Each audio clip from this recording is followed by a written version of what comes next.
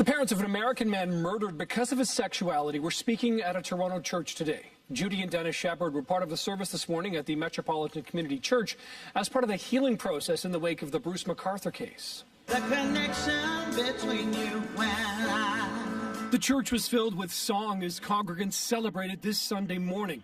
But today's service featured special guests. Please join with me in welcoming Judy and Dennis Shepard.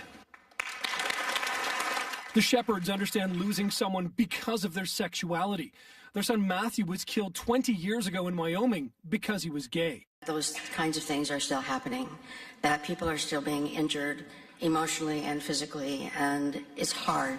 It's hard to get through it, and we need a family to do that. We need a place to share and a place to grieve and a place to be with friends and people we trust where we know we're safe. The Shepards were offering their support as the church and wider community continues to heal in the wake of the horrific crimes committed by Bruce McArthur. Anything helps to heal because there are problems on all sides that need to be discussed.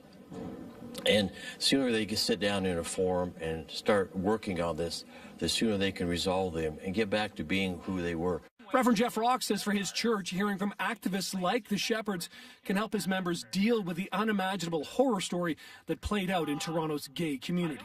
They spoke about really transforming their personal tragedy, the death of their son, into a call for justice and to share love and to be inclusive and welcome people. And that's why a little more than 20 years after their son's murder, the Shepards continue to tell their story.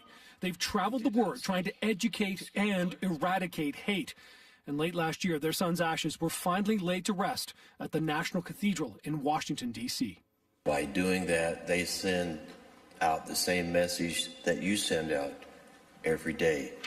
You're all welcome, you're all supported, you're all loved, and you're all respected. It should be that way everywhere. The Shepards were here as they'd been invited to watch a performance of the Laramie Project at a school in King City. It's a play about their son's death in the small town of Laramie, Wyoming in 1998. Matthew was a 21-year-old college student when he was beaten, robbed, and left to die.